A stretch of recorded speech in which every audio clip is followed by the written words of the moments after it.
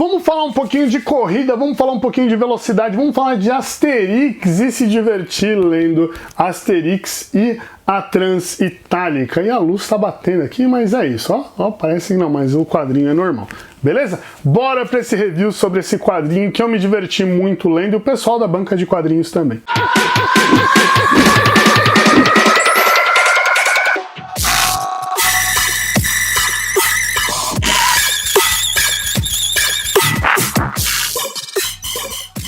Salve galera, Diego Silver para mais um Silverdices aqui pra gente. Já pega o banquinho, senta aqui com a gente, tem o puff aqui do lado, pra, se você nunca veio aqui, mas tem dois puffs, hein, dá pra tirar, que eu deixo um em cima do outro. Dá pra gente sentar aqui tranquilão e falar de história em quadrinhos, pegar coisa aqui pra ler, enfim, bora conversar aqui com a gente sobre Asterix e a Transitálica, esse quadrinho que no Brasil foi publicado pela editora Record e tem 49 páginas.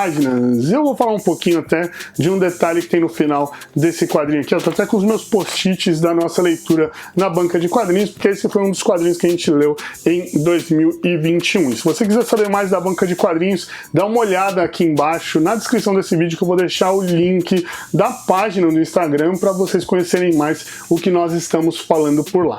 Beleza? Bora falar aqui de Asterix e a Transitálica. Asterix e a Transitálica é uma história que eu me diverti muito lendo, muito lendo, e foi uma das histórias escolhidas em 2021 pela banca de quadrinhos da Tia G, o primeiro dos quadrinhos europeus que nós lemos por lá, então já tem todo um gostinho especial nela, mas eu me diverti muito lendo essa história que tem 49 páginas, capa cartonada e foi publicada pela editora Record.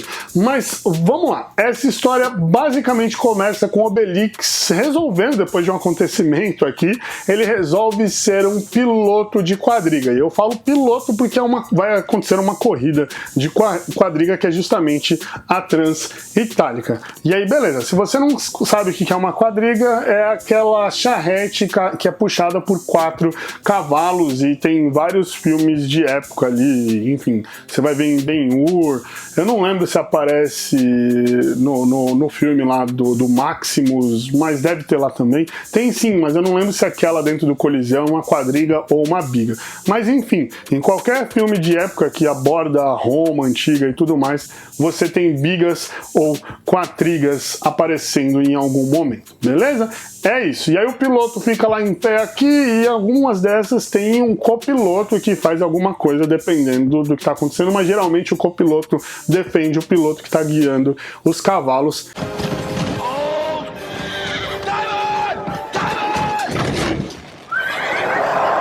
Daí, quando eu estava pesquisando sobre Asterix para levar as informações para a banca de quadrinhos, eu achei uma definição muito interessante, porque Asterix é um livro, são histórias de comédia, né? Tem várias histórias publicadas, onde os acontecimentos dessas histórias não são crônicas, enfim, não são críticas à realidade. Tudo bem que os quadrinhos eles são baseados em experiências dos autores, o que eles querem expressar, o que eles querem falar naquele momento. Mas falando de Asterix, isso daqui é só um mero detalhe e muitas vezes uma grande coincidência. Se a gente pegar, por exemplo, essa história ela foi publicada em 2017. E nessa história, o grande vilão, que é um dos corredores de quadriga, é um personagem chamado de Coronavírus.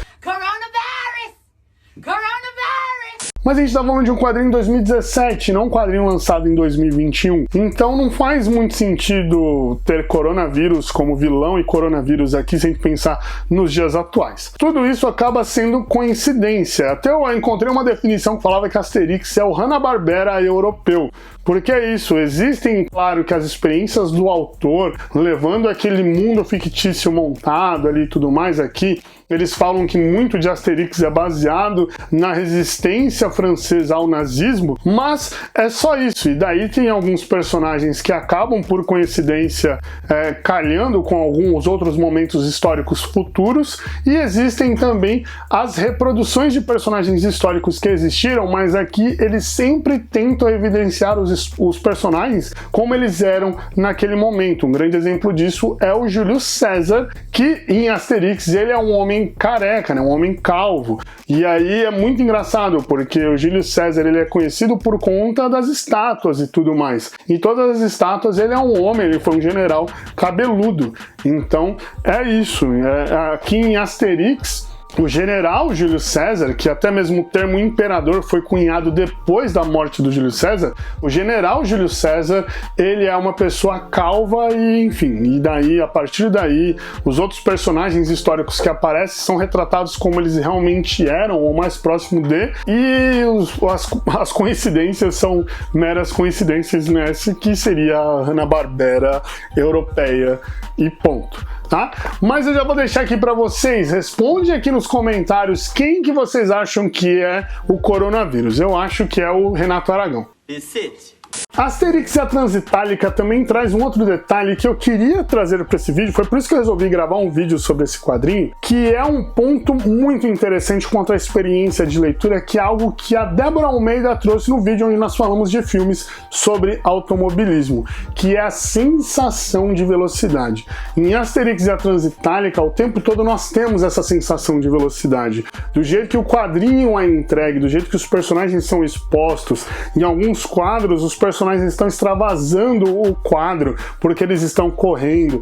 Então o tempo todo nós temos essa sensação de velocidade dentro de Asterix e a Transitálica. E se a sensação de velocidade é algo importante dentro de uma produção audiovisual, já parou para pensar o quão importante seria essa sensação de velocidade em uma história em quadrinhos? Asterix e a Transitálica conseguem empregar isso muito bem, tanto que essa foi uma questão unânime dentro da banca de quadrinhos da Tia G. E um outro ponto importante também em Asterix e a Transitálica são os idiomas dos personagens, porque é claro, todos os personagens, todos os balões estão em português, ou pelo menos deveriam estar, já que é um quadrinho nacional. Mas em Asterix e a Transitálica, como são várias etnias diferentes participando da corrida, a fonte ou o sentido da leitura, como que o texto é colocado dentro dos balões são diferentes nesse sentido, para dar a ideia de que são idiomas diferentes. E nitidamente, em alguns momentos, os personagens não se entendem, mas o leitor sabe o que eles estão falando. Tem até alguns personagens no quadrinho que não tem uma palavra nos balões, mas sim gravuras. Então,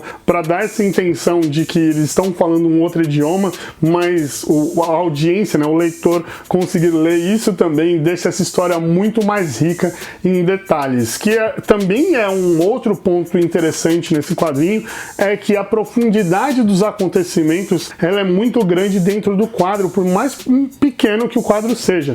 Você investe muito tempo procurando um easter egg perdido dentro daquele quadro, e isso é sensacional. É muito sensacional.